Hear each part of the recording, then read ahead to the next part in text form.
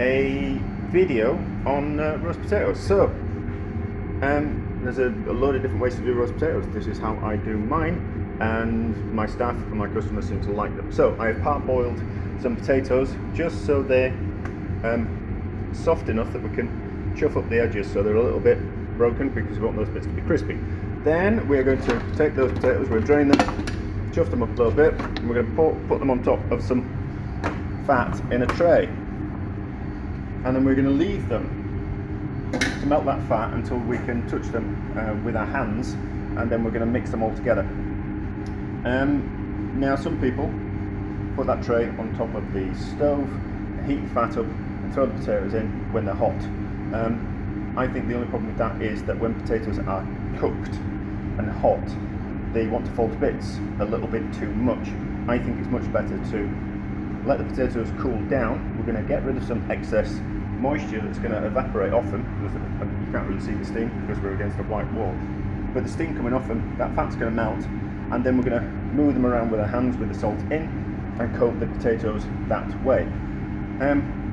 When they and they'll also kind of firm up a little bit, because when they're cold, they firm back up. So we'll get a potato that we can fry a little bit harder in the oven, and we can shake around and just feel just a little bit more robust than if we were to put them into the oven hot. Now that's what kind of I feel, and by the time they have become soft, they've created a crust on the outside which keeps them together.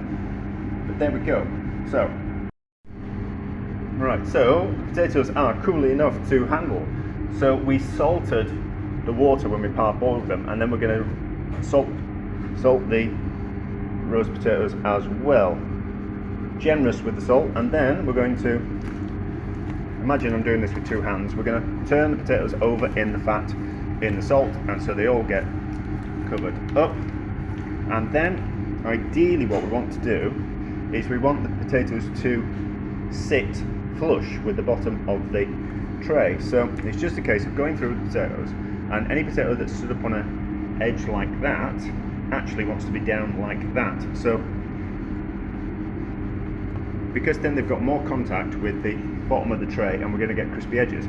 If that's on an angle like that, it's only going to get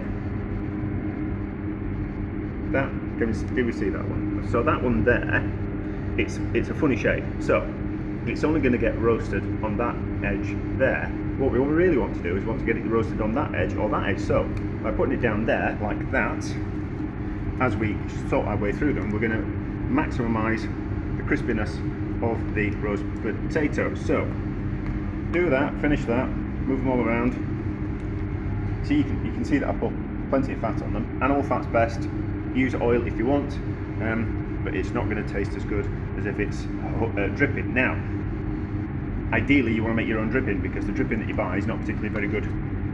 Well, it's okay, but it's not got a particularly very good taste to it. So if you make your own, even better. So we've done that, we've massaged them all into the oven on